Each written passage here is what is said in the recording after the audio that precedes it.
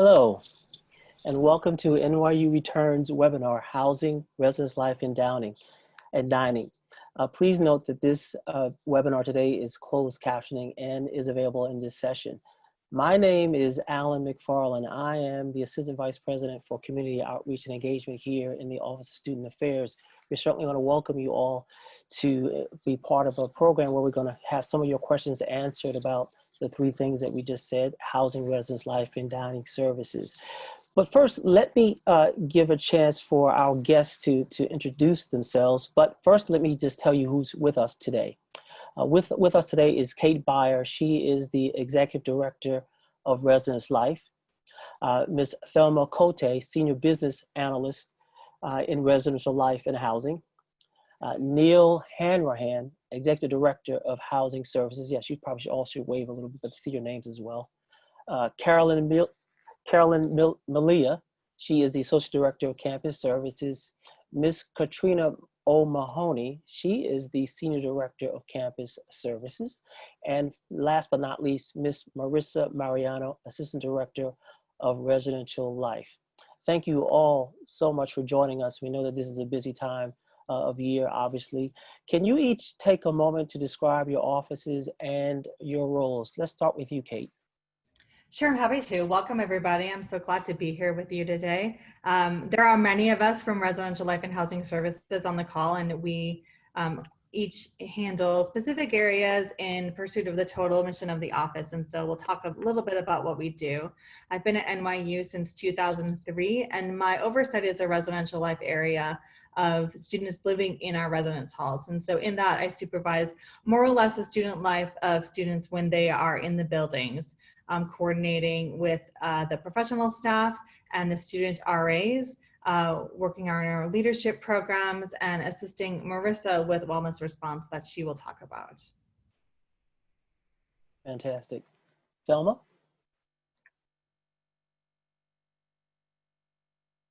Thelma. She is not. Okay. Okay. Sorry. That's okay, Thelma. It's okay. Yeah, it's all right. It's all good. Again, my name is Thelma. I am the Senior Business Analyst in Housing Services. I'm a member of the operations team responsible for designing, implementing, and assessing our procedures related to the application and assignment functions of the office, both in New York and our global sites. Thank you, Thelma. Neil? Hi, good morning, everyone. Thank you so much for being here. My name is Neil Hanrahan. I'm the Executive Director for Housing Services in the Office of Residential Life and Housing Services. Housing Services focuses mainly on the more administrative tasks relative to application submission, assignment, charge generation, room changes, etc. I have the good fortune of working with a lot of fantastic people, some of you who are on this call here today. Thank you, Neil. Carolyn? Good morning, everybody. My name is Carolyn Milea. I'm the Associate Director of Dining Services here at NYU. I've been at NYU just over a year and a half, but I come to NYU with almost 30 years experience in the hospitality industry. And I'm excited and honored to be able to serve as your students' home away from home as far as dining. Thank you, Carolyn. Kathrina. Good morning, everybody. My name is Kathrina O'Mahony, and I'm Senior Director of Campus Services, and delighted to be here. I work with Carolyn and a great team of people who are working on the food program and to make it a very positive experience for the students. And we are looking forward to seeing all the students back on campus. Thank you, Kathrina. Last but not least, Marissa. Hi, good morning, everyone. So my name is Marissa Mariano, and I'm the Assistant Director for Residential Wellness. I've been in this role since 2011, and I'm part of the Residential Life team and serve as a liaison with Counseling and Wellness Services, the Student Health Center, and academic offices around the health and wellness needs of our students in the residences.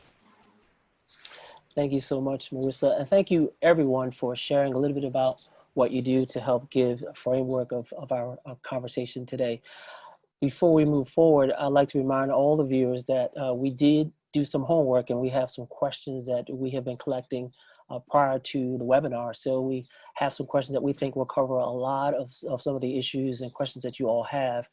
We certainly would love to hear some of your additional questions. There is a Q&A box that we are suggesting that you go ahead and write your questions as you are hearing us or hearing the speakers share their responses to the pre-prepared questions. And so we'll also try to get them in as well if we have time during the end. So with all of that, the other thing is that this webinar is being recorded. It will be saved on the NYU Returns website. So those of you who may have, or people who may have missed this session, it certainly will be available for future review. So without further ado, let's get started. So here's the first question that I want to pose to our panelists. And it goes like this. My student has not yet received, this may be from a parent, my student has not yet received the housing assignment. When can we expect that? And if they choose to cancel their fall housing assignment, what does that mean for their housing reservation payment for their spring 2021 housing application?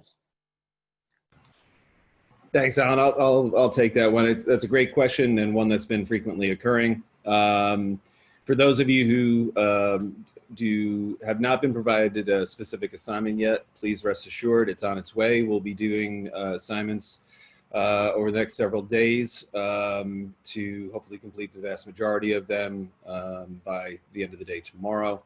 For those late applicants or later applicants who may have just been letting us know about their interest, those assignments will hopefully be done into the early part of August. Please rest assured, if a student decides that they do not want housing for the fall semester, their decision to cancel their housing assignment will not be considered what we would consider a formal departure from housing. Students will retain their housing status for spring 2021, should they desire to return. In addition, all students who are choosing to cancel at this time are being provided their housing reservation payment back as a refund. So while we cannot make any guarantees, obviously these are some very unprecedented times that we're going through, we are going to make every effort to accommodate students' housing requests for spring 2021. That's going to be based on space availability, but we are working very, very diligently to ensure that students, when they choose to return, have a space here at NYU in New York. We'll be in touch probably mid-October for those students who are choosing to cancel now with spring 2021 application information. Anyone at any time is welcome to contact housing at nyu.edu.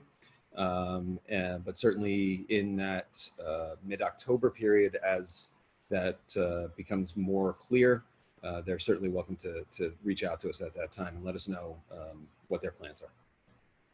Thank you, Neil. Next question. What happens to students in housing if they have to depart from campus before the end of the semester? Alan, I'll take that one as well. Obviously the public health landscape across the country, and across the world, I know we're all greatly impacted by this. Certainly within New York and New York State, is shifting quickly and drastically. The fall promises to bring a lot more challenges and a lot more adaptation. Given that, and given the university's commitment to responding with flexibility, we'll have to evaluate this question honestly, if and when that circumstance arises. Any questions pertaining to housing, how it affects students in various situations and categories, that will ultimately dictate the response there. We have a broad array of students with a lot of varied situations and circumstances. So I will say this: in the event that a student has to depart from campus before the end of the semester, we remain committed as a university and as a department to meet those students' needs. Great. Third question. Can students request an entirely single room without any shared spaces? I will answer that, Alan. Certainly, students Thanks, are Del. welcome to, students are welcome to submit a room change request via the form found on their application portal or by contacting us via email at housing@nyu.edu. Just keep in mind that given that we have fewer spaces in our inventory this year, there's a limited number of available vacancies. And that reduces our flexibility to offer any accommodations that fit these requests. So while we can't guarantee that we'll be able to satisfy every single one, we will do everything we can to accommodate as many as possible. Thank you, Thelma. Next question. What is this group doing to ensure that we don't exacerbate or have a disparate impact on the most vulnerable communities within NYU? So I'll take that question.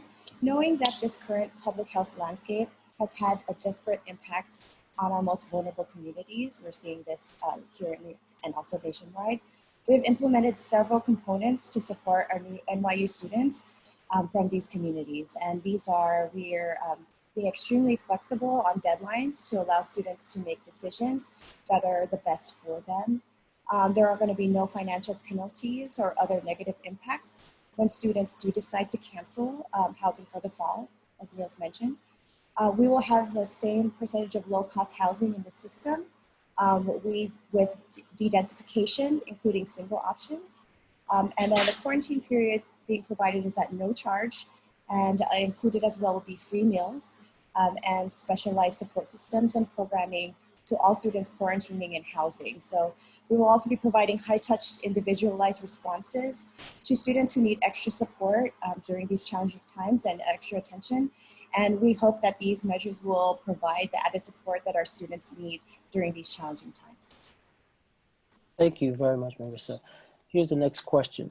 New York State established a list of travel advisory states where individuals traveling from these states are mandated by law to quarantine for 14 days. And I think you just touched upon a little bit of that. Could you please share what that looks like at the start of the fall semester? Yeah, and I bet this is on a lot of people's minds, and so I'll speak to this. Thank you. You, or if you're a parent, your student, should have received a communication on how this quarantine will work. And that communication also included information about testing. As was shared in that communication, the state of New York, in conjunction with New Jersey and Connecticut, has issued a travel advisory, which designates a certain groups of states as restricted.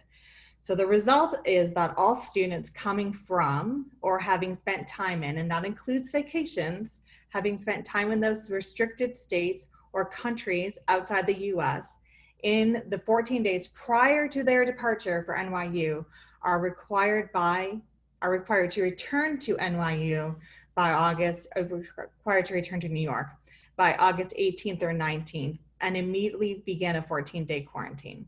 So for these students, that 14-day quarantine must by law be completed before students attend in-person classes or enter an NYU academic or administrative facility, thus that August 18th through 19th return date. So to assist those who must quarantine, NYU will open the residence halls early so that students may quarantine there. We will provide 2 delivered meals per day. Marissa referenced this just a second ago, and we will have programming in place for that quarantine. NYU will not charge any additional costs for this 2-week service or for meal service. While a 2-week quarantine is required for those living in New York NYU housing, you don't necessarily have to complete that quarantine and in NYU housing if you're coming from one of the restrictive states. So for students who choose to quarantine outside of university housing, they can do so. If you are wanting to quarantine inside university housing, the move-in will be 18th through the 19th of August.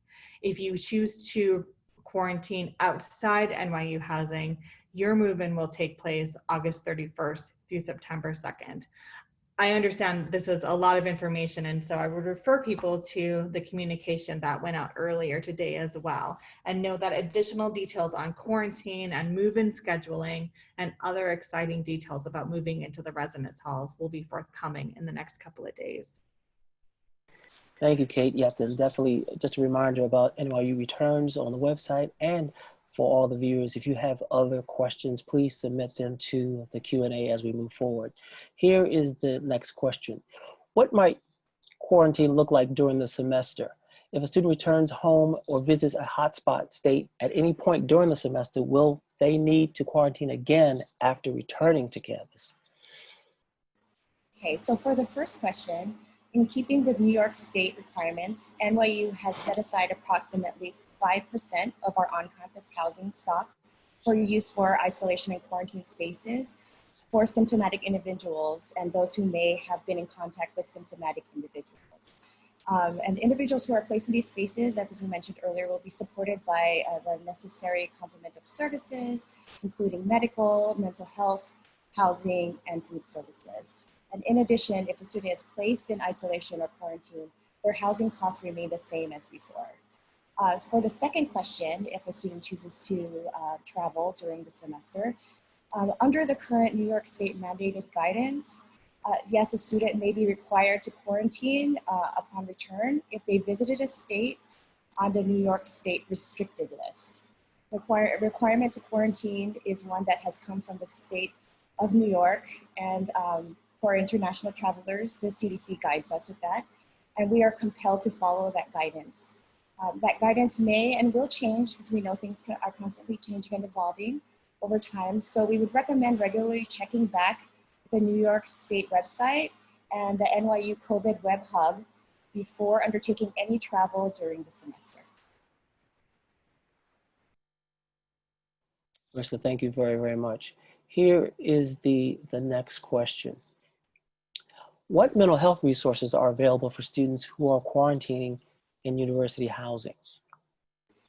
So as I mentioned earlier, one of my roles is I'm a liaison with our counseling and wellness services, and Res Life works very closely with them. So NYU Counseling and Wellness Services, in partnership with our office, will provide support for incoming undergraduate students who will require quarantine prior to the start of the fall 2020 semester in a number of ways. And within the 24 hours of arrival, students will receive written outreach welcoming them, reiterating the importance of quarantine, but also acknowledging that we know wellness challenges that may be present over the next 14 days as they quarantine. So we will introduce counseling and wellness services and how students can be in touch with them 24 hours a day, 7 days a week.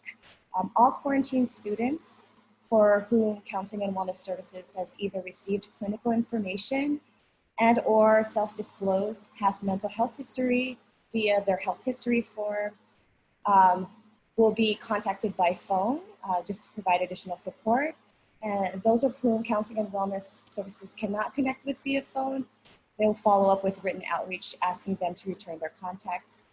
And counseling and wellness will then continue to proceed and engage with the students and provide the appropriate clinical support that they need. A second written outreach will be sent out to all quarantine students at the beginning of the second week, reminding them of the services that we have available 24 hours a day, 7 days a week. And as I mentioned, Counseling and Wellness will partner with Res Life staff to leverage their planned outreach to quarantine students, which will also include collaboration from other student affairs colleagues, and will implement longstanding protocols whereby wellness is alerted if there are any concerns around students living in residence. And then in addition, materials related to wellness and other resources available to students during the quarantine will be provided in welcome packets when students check in to the residence. Marissa, thank you very much. Here's the next question, everyone. If one person in a suite in student housing tests positive, will everyone in that suite have to quarantine? I got this one. So the answer to this is not an automatic yes, but rather it depends. So the determination to quarantine someone who has come into contact with someone else who has tested positive is based on a few factors, including timing and duration of exposure, as well as physical proximity to the infected person. So I'm going to quote this to get this right. The CDC guidance states that a close contact, which would require quarantine, is someone who is within 6 feet of an infected person for at least 15 minutes, starting from 2 days before illness onset, or for asymptomatic patients, 2 days prior to specimen collection until the time the patient is isolated. I think you can see why I quoted that. So if one person in a suite in housing tests positive, a member of the COVID-19 prevention and response team will need to assess the risks of others in the suite based on those various factors and make a determination of whether others will have to quarantine. So we can make an educated guess, of course, that in most cases, the entire suite would likely need to quarantine. It's not a foregone conclusion. Rather, each set of circumstances will be individually examined and then recommendation will be made. Thank you very much, Kate. I think that was really an important question that folks were asking. Next question, as we know, there's a sort of rite of passage when parents drop off their sons and daughters to school. And here's the next question. Are parents allowed in the dorms? Yeah, well, we're currently mapping out all of our fall move-in processes with, of course, health and safety of our community, including students, parents, staff, at the forefront of all of our plans. So consistent with public health guidance, we're taking a range of steps that includes the extension of the move-in period over a number of days to support physical distancing. And then with the need to maintain appropriate physical distancing in mind, we also anticipate limiting the number of individuals who may accompany students into the building during move-in to one person. So all individuals will be required to wear a mask or face cover on campus, and we'll provide additional guidance on this and other aspects of move-in in the coming weeks. That's during move-in. During the fall, the guest policy will be suspended for all residential students. And so this means that tap access into the building will be restricted to residents of that building. This prohibits non-NYU guests, non-residential students, and NYU residents from other buildings from entering the residence hall except in extraordinary circumstances. Thank you, Kate. Let's move on to the next question. What steps are the university taking to ensure that students are informed of and are adhering to the new COVID-related health and safety measures and rules? Yeah. Thanks, Alan. I'll respond to this. It's a great question. You know, as some of this was mentioned in the recent communication on testing and quarantine, and you may have heard this sort of throughout maybe some of the other webinars that you've attended. NYU, we plan to strictly enforce the new health and safety rules that we're putting in place for the academic year. We will have very little tolerance for repeated or any serious lapses. There will be a institution of escalating sanctions for those students who are non-compliant with those policies. That may include suspension and removal from housing. So please know we're taking this extremely seriously. As we said in the beginning of the webinar, this is a moment of challenge for all of us. Safety cannot simply be imposed. It is up to each and every one of us in the community to be responsible to each other. This is especially true for our residential spaces, and we want to partner with students. The university and the community, we want to partner with students to ensure that we are keeping each other safe. In light of the new reality, we're updating the university-wide student conduct policy, and all students, both residential and non-residential, will be required to read and acknowledge a community compact statement and agree to the behavioral standards set forth in the updated student conduct policy. The updated university-wide student conduct policy also references NYU's residential life handbook, where NYU sets forth specific expectations regarding our residential spaces. The handbook is being updated to reflect updated residential guest policies, specific requirements on mask wearing in specialized residential spaces, as well as a number of other public health related guidance to COVID. So, Marissa, maybe jump in with a little bit about, the community or the roommate agreement. Would you mind talking about that? Yeah. Yes, I apologize. Actually, internet had some issues. That's good. So in our former process was we would have students guided conversations in order for them to talk about what their expectations and boundaries and needs are in their space so that it can be a comfortable space for everyone. We know this is like a unique time. So this time we are actually sending out guidelines and questions for students to start the conversations around living with someone during this COVID-19 situation. And so more information will be shared around that, but we really want students to start thinking about their health and safety and their living expectations and living with others. As we recognize some students, this might be the first time living with someone outside of their family. And this all connects with keeping everyone safe. And this next question, I think it may have been touched upon, but it's here again. I think it bears repeating. What will the guest policy be in university housing? The students want to stay connected, yeah. Yeah, so again, the guest policy will be suspended. So that means individuals in a particular building will be restricted to the individuals that live in the building. And Ellen, you bring up a great point about maintaining connection. We're definitely invested in that and how we enhance student engagement and are looking for ways that we are able to do that, knowing that students will be physically distant. What's the tagline now? People say physically distant, socially connected, and we're certainly focusing on that.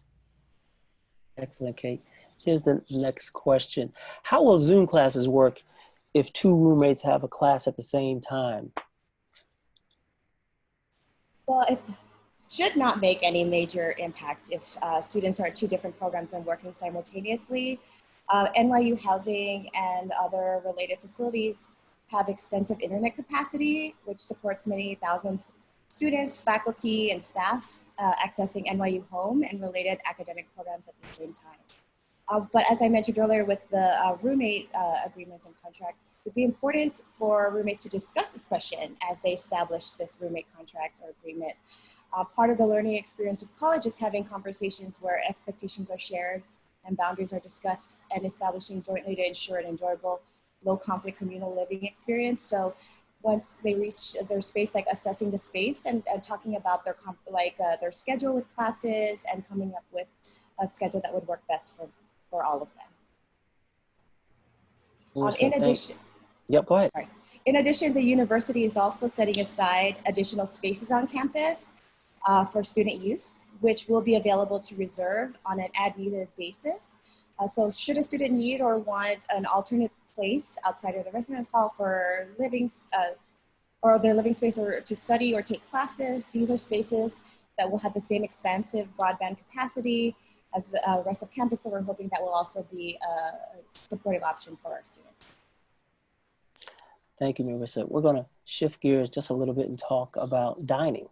So here's the first question about dining. What measures are you taking to keep students safe while dining? I'll take that, Alan. NYU Dining continues to monitor guidance from Centers for Disease Control and Prevention, the World Health Organization, and national and state health authorities. We will adjust the program based on New York State regulations at the time of opening. We have developed a 3-tier service model that is like an accordion. It'll expand and contract based on the latest regulations from New York State. Tier 1 being the service model with the most social distancing, and Tier 3 with the most flexibility. We have been working very diligently, going to all locations, all 19 locations, and measuring and mapping the area for social distancing. All dining locations will be equipped with contactless RFID readers in the register area, and all service areas will be protected by clear partitions. Associates will wear face masks. Guests and students will wear face masks also. Sanitation and safety procedures will be put in place in production areas and service areas.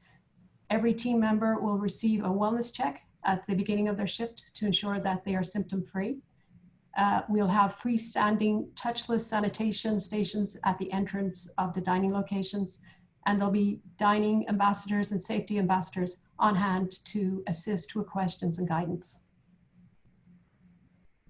And I think one of the other follow-up questions has to do with how are you going to keep the food program fresh and exciting?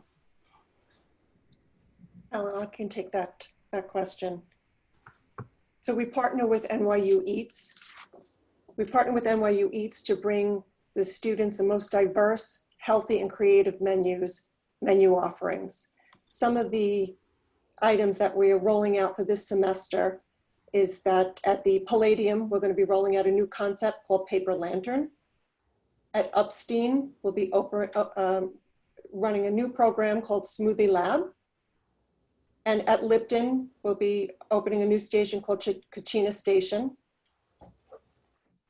In Brooklyn and at U-Haul, we're going to be rolling out again. We did it last semester and it was such a big hit, the chicken cone. And then at Kimmel, some new stations will be Fry Shack, Wild Pizza, Pure Eats, and a Piri Piri, which is a Portuguese and African inspired menu. And we're extremely excited that Starbucks is currently under renovation, and that will offer a standalone mobile pickup ordering counter to allow for speed of service and a quicker and safer service. Carolyn, thank you for that. Are there any other enhancements that you've done? I mean, you got a great list there. Is there anything else you're thinking about or doing? Of course, we're bringing back the very popular Palladium brunch, which is a staple around campus. Of course, it's going to have some social distancing measures put in place, but we're excited that we will have a brunch, a typical brunch that everyone loves on Sundays. And teaching kitchens, which were offered last year, but now we are going to do them in a virtual model where students can purchase a box of ingredients and they can bring it back to their dorm rooms and participate in a virtual teaching kitchen that's given by our nutritionist that's on with NYU Eats. And this is wonderful because it teaches students how to cook simple, nutritious, healthy meals and prepares them as they go through their college experience and learn to be more and more independent. Thank you very much, Carolyn. We're going to shift over to technology. Here's the question. How will technology be used to ensure social distancing? We are very excited to be increasing the footprint of Grubhub on campus. Right now, we're laying data lines and electrical power points around the retail dining areas. So the selection and variety available on Grubhub will be better, and students can order in advance, pay in advance, and pick up at the location. So we're very excited about that. As I mentioned before, we will have the RFID readers, which will be, you can just tap your ID card on the reader and you will have minimum contact when paying for your items. Thank you, Kathrina. Food insecurity has been an ongoing issue on many college campuses around the nation. How are you addressing affordability in general? We will be continuing. It was extremely successful last year. It was rolled out in the fall of 2019, $3 and $5 big deals. And it, like I said, it was extremely popular and students really appreciated those big deals. We will continue to run those programs at all the dining locations, and a select number of those big deals will also be available on the Grubhub app. So students can order those as well on the Grubhub app. We will continue to offer the Courtesy Meal Program. And the Courtesy Meal Program offers free short-term food support for undergraduate and graduate students who are in need of food assistance. Thank you, Carolyn. We are down to just a few questions. I want to remind our panel, if there's something that you want to share that you didn't have a chance to share, you'll have an opportunity to do that. Just wanted to give you that notification. Here's the next question, still on dining halls. Do any dining halls have food for students with dietary restrictions, for example, halal, kosher, gluten-free, and other food allergies? That's a great question, Alan. NYU Dining will continue to provide the 6 major categories of dietary needs: halal, kosher, vegetarian, vegan, food-related allergies, and gluten-free. The Kosher Eatery at Weinstein is a supervised kosher program. It's 100% kosher. NYU Eats at Lipton is halal service to the highest level of halal service certification. It's HFSAA, which is the Halal Food Standards Alliance of America. It's worth noting that Chartwell's has a registered dietitian on their team who has been really great last year, meeting with students one-on-one to talk about their dietary and allergen concerns. The ingredients will be marked so a student will know. And there's a wide variety of halal, kosher, vegan, gluten-free, and other items throughout campus. It's not just on those particular dining halls. Great, thank you, Kathrina. That was our last question. I think we're going to just double check to see if we have time to answer any questions that have been written in. But I certainly want to ask our speakers, is there anything that you didn't have a chance to share or add or share about residential life housing and dining that you didn't give a chance to talk about? What I'm going to do is I'm going to go in order with each one of you just to double check, and then we'll see if there are other questions that we may ask. So let's start with you, Kate. Is there anything you want to add or share that you think is important that we didn't get a chance to talk about? Well, I know that 2 questions at least have come up that I would like to address. One was if students would be able to receive deliveries during the quarantine period. And while the requirements and purpose of quarantine is that students remain primarily in their room, they will come out for meals. And we recognize that they are there for 2 weeks and will be able to receive deliveries. And we are planning to make those deliveries available in conjunction with students coming to get their meals. The other question related to deliveries was if students could have items shipped to their residence hall in advance of move-in. And this is consistent to years past. And the answer is that items can be received only after a student has checked in.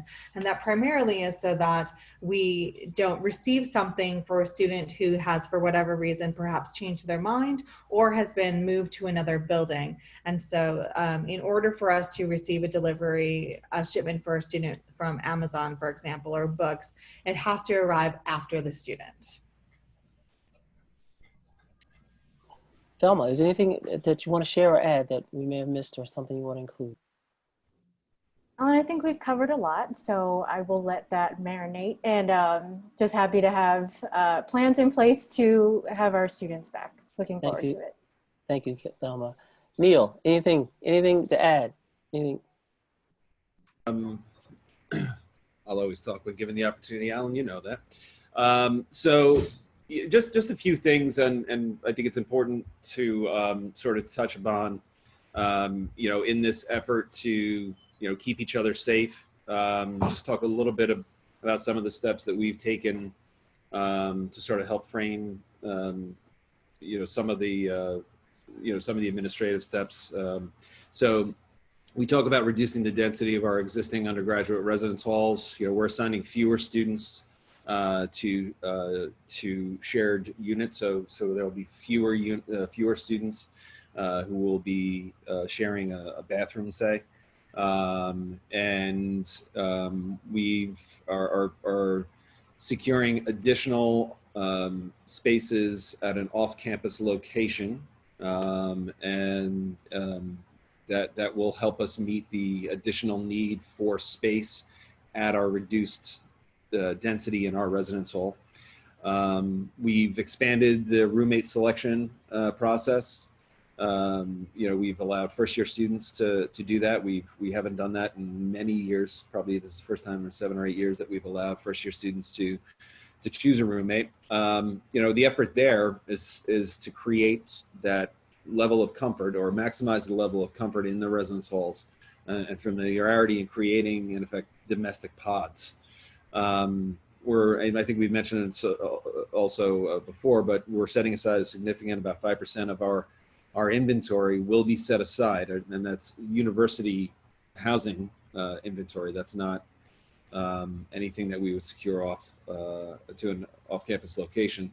for the use for quarantine and isolation if that becomes a need. There'll also be at check-in, there'll be goodie bags. In that, we'll have a number of items, not least of which would be a thermometer, hand sanitizer, PPE, and some guidance and signage designed to help students keep them safe. So, Great. So of the many questions that have come in, which they are great, everyone, a few came in directed to Kate and Kathrina, and you want to address those now? Kate and Kathrina, if you saw them? I did see them, but those were the ones I addressed, and so I'm gonna toss us over to Kathrina. Awesome, thank you. Why, thank you, Kate.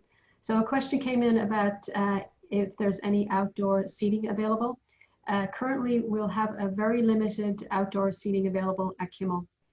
I'm hoping that the New York State guidelines will allow for more seating, inside seating at the time of opening. Excellent, great, thank you. Marissa, anything to add or share that we didn't get a chance to cover, or to add more? I think a lot of was already covered, but just to reiterate, I know there's a lot of information that's being shared. We are going to be sending out supplemental information with more details. So please have your students keep an eye out for those emails from Res Life Housing, especially around move-in. Fantastic. Thank you so much, everyone. This has been extremely informative, even for me, and it's a pleasure to work with all of you. Again, just to remind all our viewers that a lot of what you've heard today will be on NYU Returns, so you'll have a chance to review this information as well as other past webinars and those that will follow to help guide you and provide you with information about the start of the semester. I want to thank our panel for their time, energy, efforts, and expertise for what they have shared today and what they will be doing in the coming days and weeks. And we look forward to trying to entertain all of your questions. We know that there's a lot of things that you still want to know. Know that we're going to make every effort to get those questions answered. And so that concludes our, there will be a full transcript of this session as well. So at this point, that concludes our NYU Returns event for today. And I want to thank all of you for joining us. And we know that this is a very busy time. We hope that you are safe and you are well. And we are bidding you a good afternoon or good night, wherever you are in the world today. And thanks, everyone. And thank you all the panelists. Fantastic. Thanks for moderating us, Alan. My pleasure. My pleasure. Thank you, Take Alan. care. well, Thank Take you, care. everybody. Thank you, everyone. Take care, everyone.